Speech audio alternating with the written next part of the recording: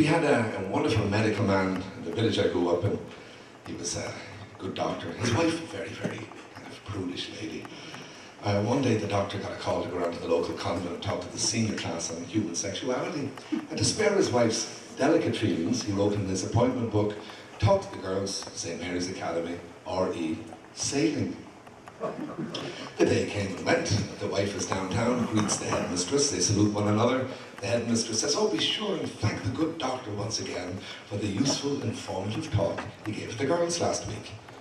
She looked very puzzled and said, "He knows nothing at all about that, you know." "Indeed?"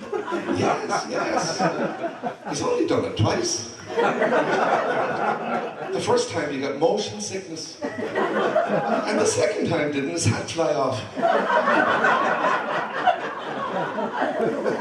What do you expect in a church basement, for God's sakes?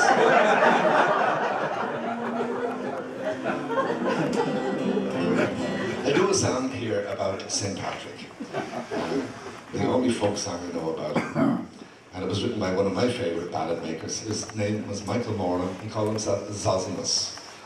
And he lived in the turn of around the late 1700s into the 1800s. As a child he got measles, which resulted in blindness at the age of 7, and he turned his considerable skills to ballad making. And he would sell his songs on the streets of Dublin to passers-by that were known as penny broadsheets. And he would write topical songs and like songs about the Old Testament. And he'd get bored with the geography of the Israel and so forth, and he'd throw in a little of the Dublin mountains into it. For instance, he has a song on the finding of Moses that goes, "In Egypt's land contagious to the Nile, the Pharaoh's daughter went to bathe in style.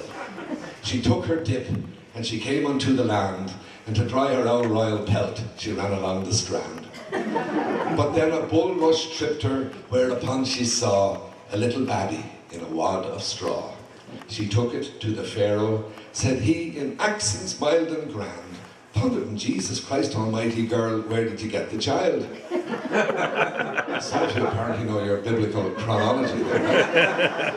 "Oh, you old woman, I'll search every nook from the Phoenix Park down to Donnybrook. And if I catch the little basket's father, I'll chase him from the Nile back onto the River Dodder."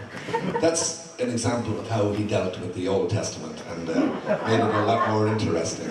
Now, here's a song about St. Patrick. St. Patrick came to Ireland as a slave in the 5th century, the year 432, we're told. And he was captured by a guy called Niall of the 9 Hostages, who would have been the progenitor of the O'Neill family.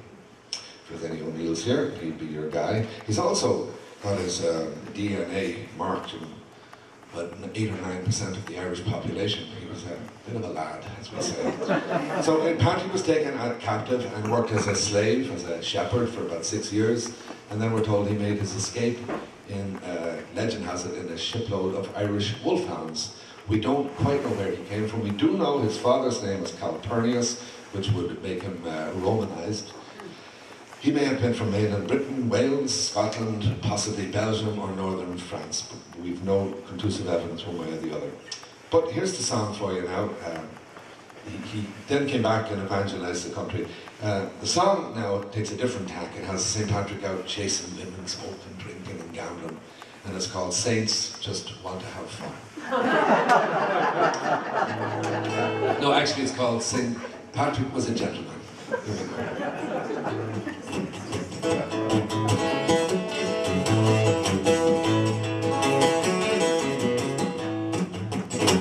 St. Patrick was a gentleman, he came of decent people. Sure, he built a church in Dublin town and a abundant put to steeple. His father was a Gallagher, his mother was a Grady, and his aunt was Anne O'Shock to see his uncle was a Brady. Though Wicklow hills are very high, and so's the hill of Holzer. There's a hill much higher, still much higher, northern Bolzer. On the top of that high hill, St. Patrick preached a sermon, drove the rods into the bogs and banished all the vermin. Bring up the mine and air inside with a dirty farming mustard.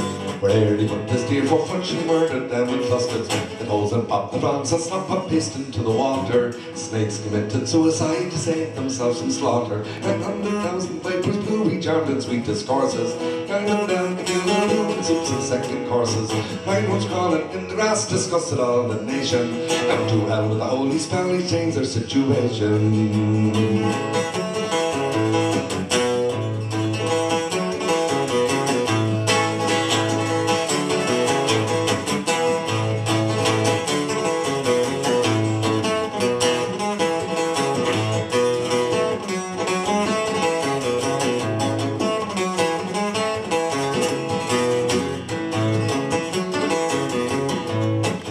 a wonder now, the Irish lads, they are so free and frisky. Sure, St. Patrick taught us that as well as making whiskey. It's a wonder the saint himself could understand the stillin'. His mother kept a sheepy chopping the hound up in the skillin'. Where I but as fortunate as to be back in Ulster, I'll be bound from the ground and never more at one stir. There St. Patrick planted turf, cabbages and praties, bits galore at Romish Dora for lads and ladies. Here's to old St. Paddy's fist.